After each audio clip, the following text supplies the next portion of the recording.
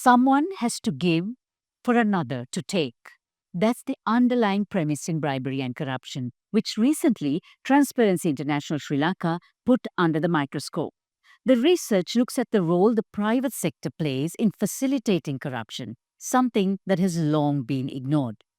This study is possibly the first time in Sri Lanka's private sector's history that corruption has been illustrated through alleged experiences and examples. With me today was the team lead of that research team.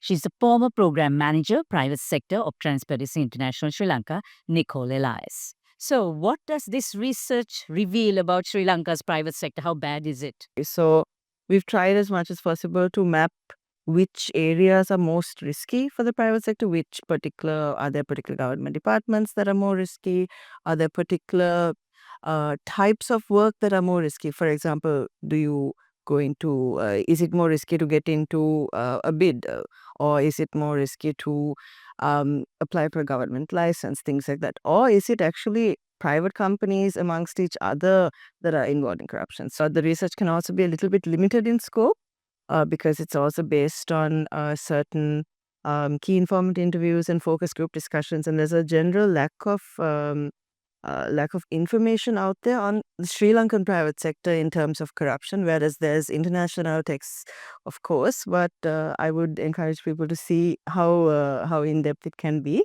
But it's not looking too good, generally speaking. What is the main reason for corruption to perpetuate within the private sector?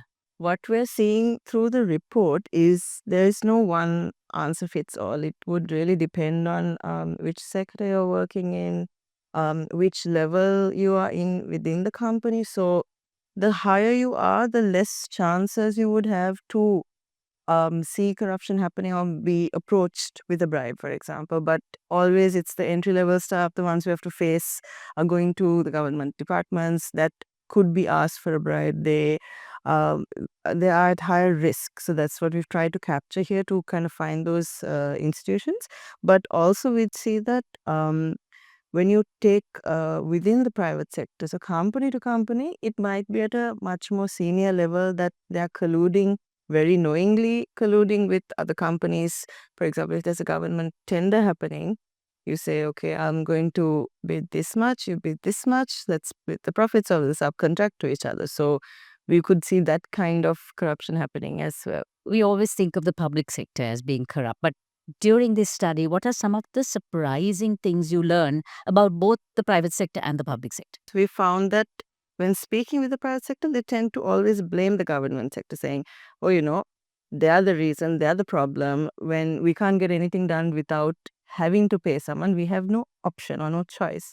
But interestingly, the study shows that there's a lot of collusive corruption, like I mentioned earlier, that happens quite often. So it's not that they're unknowingly engaging in corruption. Sometimes it's very willingly engaging in corruption. And there's all sorts of different forms of corruption happening between companies, which is quite interesting, because you would get things as simple as, like I said, bidding for a contract, but also it can be even the making of monopolies. So where they're not colluding, but one company is benefiting at instead of so many that could be benefiting. They might even be engaging in bribery to stop shipments coming in, or engaging in that kind of level of corruption. So that can really hinder businesses. And say you need a product that's relevant for a particular season, say Christmas, right? And if this product is kind of held in the shipment, you lose that product because then one company is getting all the benefits. Then you say, okay, we'll release the product, but then no one can actually buy the product. The season is over and it's completely useless. Is there a marked difference between the levels of corruption and bribery from smaller establishments to the larger conglomerates? For small and medium enterprises, it's a lot harder for them to enter the market when it's already filled with corruption. So even if there's a company that's trying to be ethically good, trying to come in on a clean slate, I would say, they would not be able to enter the market properly because they would be faced with this kind of competition, and if they don't bribe, they don't engage in corruption, they can't really move forward. So we have had instances. There's a specific example given in the book where one business, they had to close down their business. They couldn't manage in the market because of the amount of corruption that was happening. Whereas at the higher levels, with the bigger conglomerates, also when you have an MNC, for example, when a parent company is putting these rules and regulations, and especially if it's a foreign parent company, they are more careful about, how is our company seen? What's the reputation of the company? Are we at stake of any kind of bad press or reputation, right? So in that case, what would happen is those kind of companies would at least appear or do as much possible to remain as clean as possible. So the more transparent you are, there's less opportunity for corruption to happen. So let's look at the other side. Has the private sector actually put in any measures to combat bribery and corruption? It has been done by companies, but also by chambers of commerce, which is really great. So one good thing that a lot of companies do is having this good anti-corruption policy.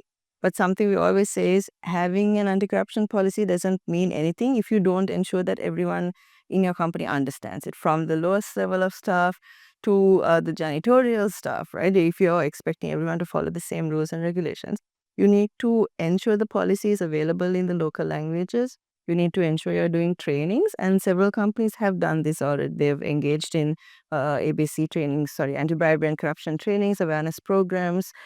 Some have done even screensaver campaigns where they put out slogans. So it's constantly reminding you of what needs to happen. And also, I think what a lot of companies have done, which is great, which is showing through, is setting that tone from the top. Some chambers of commerce have introduced policies, so the members have to sign on to these policies to be a member. So those are some of the great initiatives that have been done in order to mitigate corruption.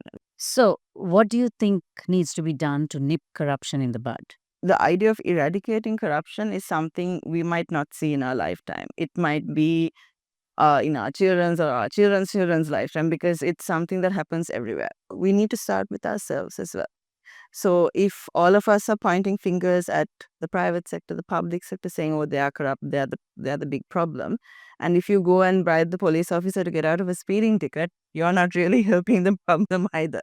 And corruption in Sri Lanka is so normalized that it's almost hard to get out of it. So teaching your kids at home about what's right and wrong, in schools, making them understand. We don't even have, ethics or integrity or like law that's taught in school. Those things are important to learn, because changing a certain generation now might not work, but we can start young and perpetuate that. But I would say we need to also start with ourselves. So I would say that's the change we need to look for. So, Nicole, after publishing this study, what is your verdict?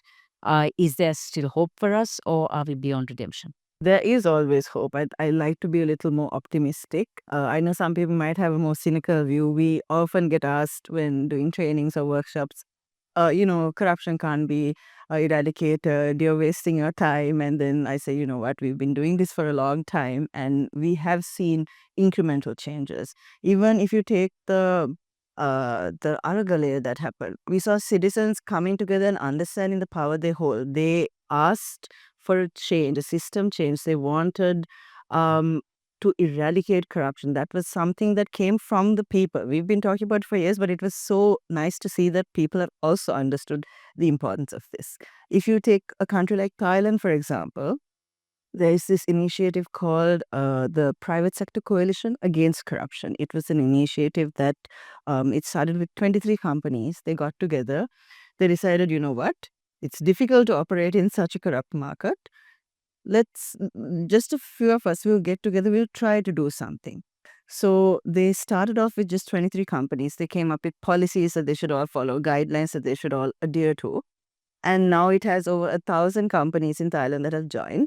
And they're expanding and they're doing really well. So if it could happen in a country like Thailand, which has a similar systemic corruption context to Sri Lanka, it can definitely happen here. We have tried establishing such kind of a coalition. We have something called the Business Integrity Club, which we recently started, which has about 20 odd companies. They're hoping to expand as well. So that would be an opportunity for private sector companies to come together to work towards this goal of fighting corruption. There is hope for the private sector for sure in Sri Lanka. There's hope for a corruption-free Sri Lanka. It just won't happen tomorrow, for sure. It'll take definitely a long time, but we are hopeful that we get to it. So let's hang on to that hope, Nicole. Thank you very much. Thank you, Savithri.